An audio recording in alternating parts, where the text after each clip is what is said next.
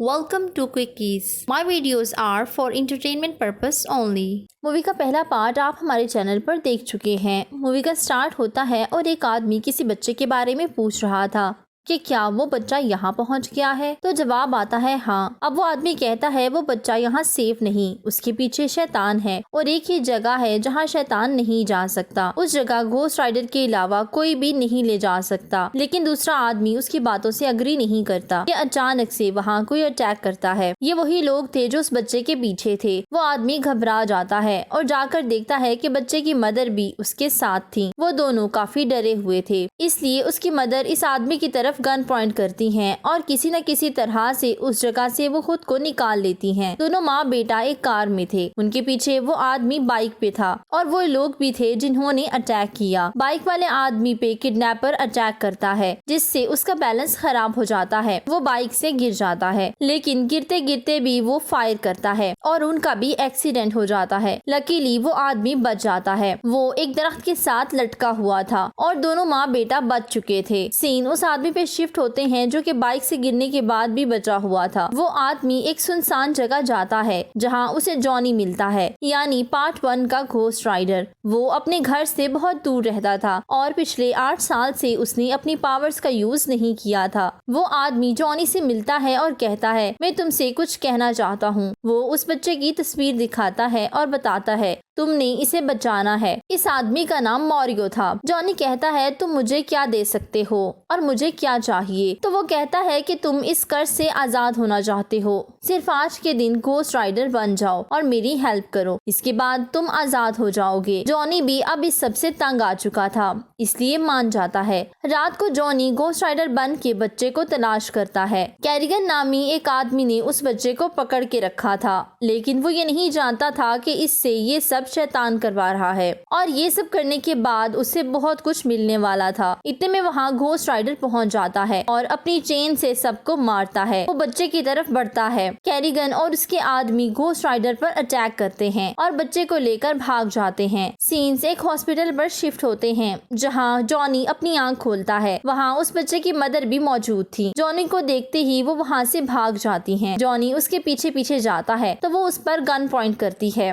और कहती है मुझे तुम पे ट्रस्ट नहीं, ना ही तुम्हारी हेल्प की जरूरत है, इसलिए यहाँ से चले जाओ। जॉनी गन अपने माथे पर रख कर कहता है तो मुझे शूट कर दो। ये देख के वो औरत गन नीचे करती है और जॉनी के साथ चली जाती है। अब वो जॉनी से कहती है तो मेरे बेटे को ढूंढने में मेरी हेल्प करोगे। जॉनी कहता है कल तो मैं उसे फील कर पा रहा था, लेकिन आज मुझे वो फील नहीं हो रहा। ये सुनते ही औरत परेशान हो जाती है कि कहीं उसके बेटे को कुछ हो तो नहीं गया। जॉनी कहता है नहीं, वो जिंदा है, बस मैं उसे फील नहीं कर पा रहा। सीन उसी शैतान पर शिफ्ट होता है जो कि कैरिगन से बात कर रहा था। कैरिगन बताता है कि मेरे मुकाबले में घोस्ट राइडर है, इसलिए अब मैं डबल पैसे लूंगा। वो शैतान कहता है पहले तो मेरी बात उस बच्चे से करवा लो। इससे पहले ही वो बच्चा जोरदार चीख मारता है और बेहोश हो जाता है। कैरिगन के पूछने पे वो बताता है कि वो इस बच्चे को नहीं ढूंढ सकता, लेकिन तुम्हें वो आसानी से ढूंढ सकता है। जैसे ही कैरिगन बच्चे को लेकर निकलता है तो घोस्ट राइडर उसके रास्ते में खड़ा था। दोनों की बहुत जबरदस्त फाइट होती है। मौका देख के माँ अपने बच्चे को लेकर चली जाती है।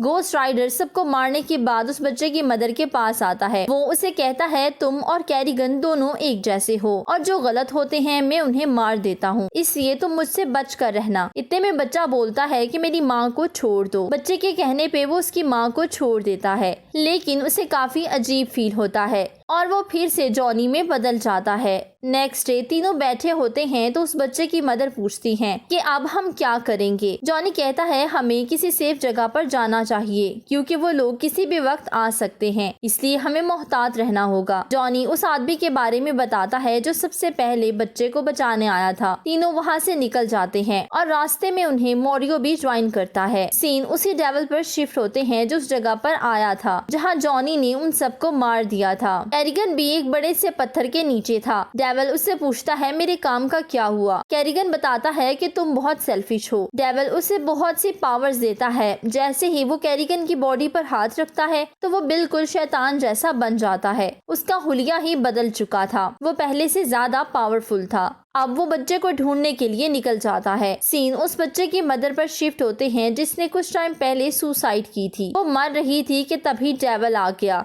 और डेविल ने उससे कहा कि मैं तुम्हें बचा लूंगा, लेकिन बदले में तुम अपना होने वाला बच्चा मुझे दोगी। फिर जब वो 13 साल का होगा तो डेविल अपना रिचुअल परफॉर्म करेगा जिससे उसकी सारी पावर्स उस बच्चे में आ जाएंगी, तो वो भी डेविल बन जाएगा। दूसरी तरफ हम उन चारों को देखते हैं जो किसी सेफ जगह पर जा रहे थे। जॉनी और उस बच्चे डैनी की अच्छी दोस्ती हो चुकी थी। पहले तो जॉनी कर्ज से बचने के लिए डैनी को बचाना चाहता था, लेकिन अब दोनों अच्छे फ्रेंड्स बन चुके थे। फाइनली वो लोग उस जगह पर पहुंच जाते हैं। वहाँ के लोग काफी अजीब थे। जॉनी और मॉरियो दोनों बातें कर रहे थे। जॉनी उससे पूछता है मेरे अंदर कौन सी पावर्स हैं, तो मॉरियो बताता है कि वो एक एंजल था। वो मजीद बताता है कि उसे हेल में भेज दिया गया, उसका काम गुनाहगारों को सजा देना था, इसलिए वो घोस्ट राइडर बन गया। सीन शिफ्ट होता है जहाँ जॉनी को एक ऐसी जगह लेकर जा रहे थे जहाँ उसके घोस्ट राइडर वाली सभी पावर्स को निकाल दिया जाना था। जॉनी अब बहुत खुश था। जैसे ही वो बाहर आता है तो देखता है कि मॉरियो को किसी ने पकड़ा हुआ है और ये कोई और नहीं बल्कि वही लोग थे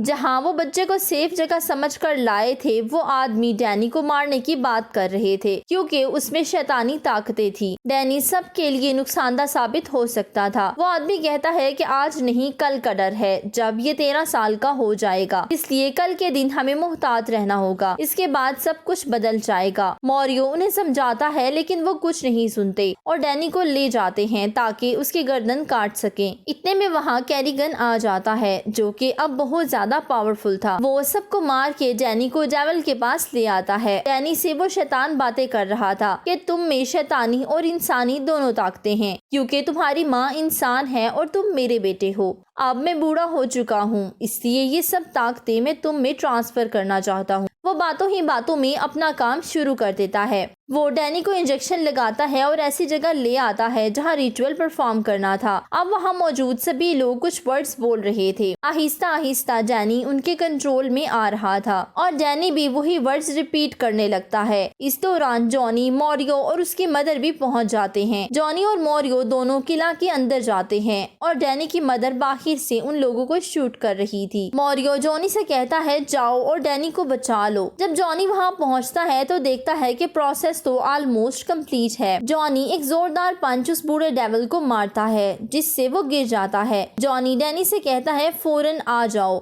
लेकिन डैनी कोई रिस्पॉन्स नहीं देता। जॉनी का हाथ खुद ही जोर जोर से हिलने लगता है। डेविल जोर से जॉनी को मारता है। दूसरी तरफ कैरिगन आ जाता है और सबको मार देता है। फिर वो जॉनी की तरफ बढ़ता है।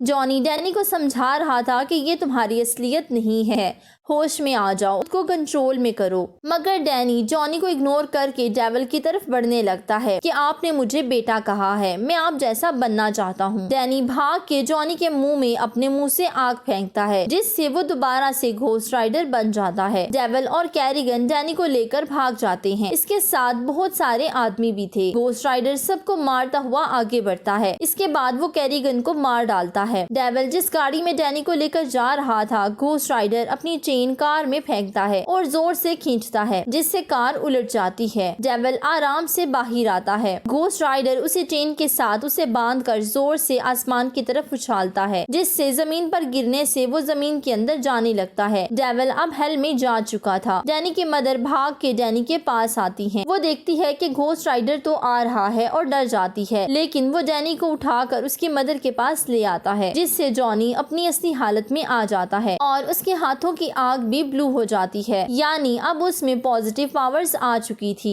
जिससे वो डैनी को होश में लाता है। डैनी पूछता है कि क्या हम जीत गए? जॉनी बताता है हाँ बिल्कुल हम जीत गए। सीन्स फिर से जॉनी पर शिफ्ट होते हैं। अब जहाँ से भी उसकी बाइक गुजरती वहाँ सुर्ख आग की जगह ब्लू आग थी, यानी उसके पास उसकी असली पावर्स आ चुकी थी। वो अब इंसानों की मदद करेगा और तो और वो न सिर्फ रात को बल्कि दिन को भी इंसानों के काम आ सकेगा।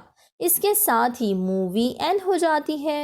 Please don't forget to subscribe, follow my social handles. Thank you for watching.